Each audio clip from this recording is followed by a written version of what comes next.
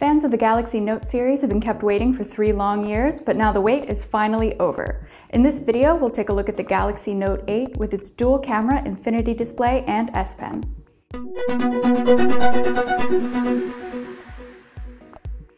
The Note 8 takes design cues from the Galaxy S8 and S8 Plus, with an infinity display that takes up almost the entire front of the device.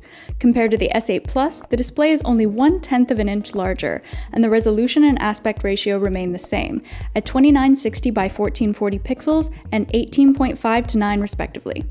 The body of the Note 8 is only 1/10 larger, but due to the less curved shape, it is significantly more massive. Obviously, Samsung had to put the stylus somewhere.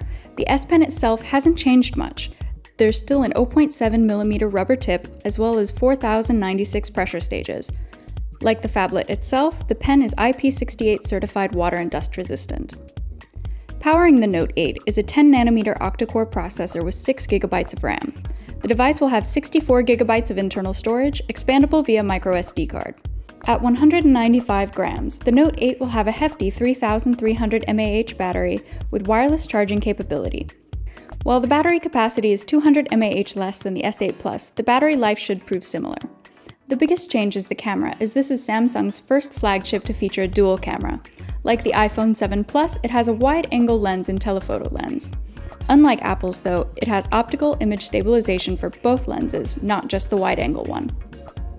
At the Samsung event, we were given the chance to briefly test the image stabilization with the help of a vibrating box, and the Note 8 proved significantly better than the iPhone 7 Plus, as you'd expect.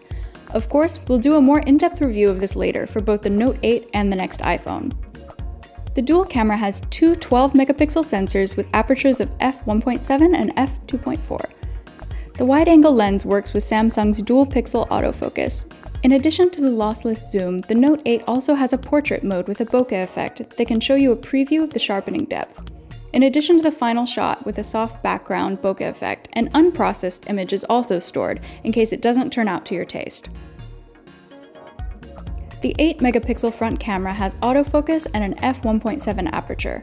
Samsung incorporated the iris scanner in addition to facial recognition and the inconveniently placed fingerprint scanner we first saw in the S8 and S8 Plus. There is, yet again, a Bixby button.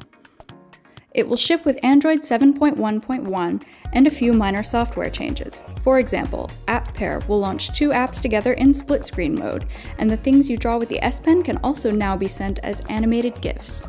The Note 8 will come in midnight black, maple gold, deep sea blue, and orchid gray, though availability will depend on your region.